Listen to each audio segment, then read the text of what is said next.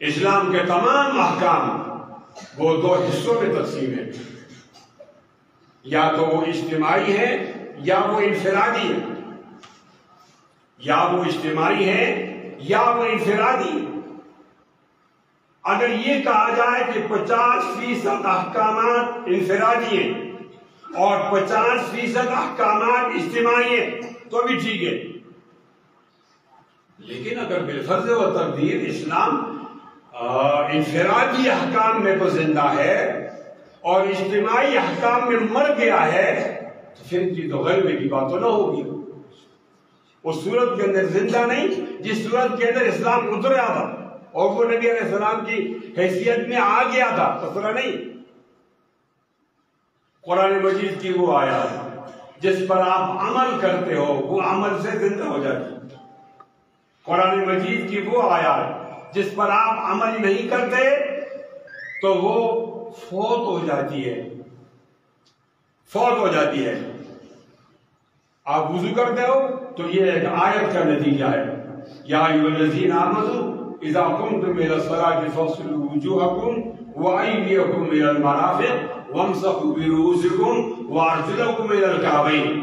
آپ نے وضو کیا، یہ آیت زندہ ہو گئی، اور ایک آدمی نے دن میں 5 بار وضو کیا، یہ 5 دفعہ آیت زندہ ہو گئی۔ آپ روزہ رکھتے ہو، روزے کی آیت زندہ ہو گئی۔ آپ زکوٰۃ دیتے ہو تو زکوٰۃ کی آیت زندہ ہو گئی۔ آپ حج کرتے ہو تو حج کی آیت زندہ ہو گئی۔ لیکن جس عبادت کے اندر دوسرا آدمی جڑا ہوا ہے، جس عبادت کے اندر دوسرا آدمی جڑا ہوا آپ اکیلے نہیں کر سکتے، وہ عبادت ان آیتوں پہ تو عمل ہو ہی نہیں رہا۔ اب آپ اندازہ لگائیے، اللہ تعالیٰ فرماتے ہیں کہ چور کا ہاتھ کاٹو۔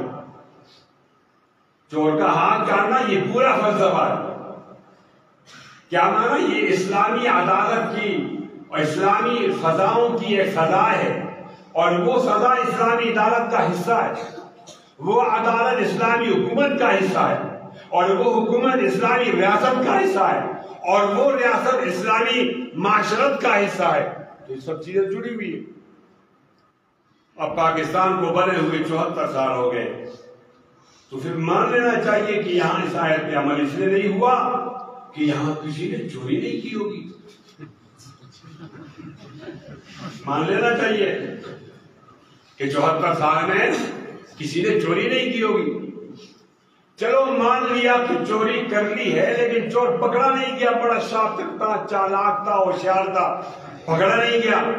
تو جب پکڑا ہی نہیں گیا تو ہم نامعلوم کو کس طرح اس کا ہاتھ کاٹے؟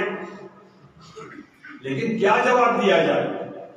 ہمیں اپنے آپ کو کس طرح مطمئن کرنا چاہیے کہ قرآن میں سزا موجود ہے چور کی، چوری بھی ہوتی ہے، چور پکڑا بھی جاتا ہے تو بھی اللہ تعالیٰ کا یہ حکم نافذ نہیں ہوتا، چور کا ہاتھ نہیں کٹتا، اور یہ آیت جو ہوتی ہے اپنی زندگی کے رو رہی ہوتی ہے 74 سال میں اس پر عمل نہیں ہو سکتا۔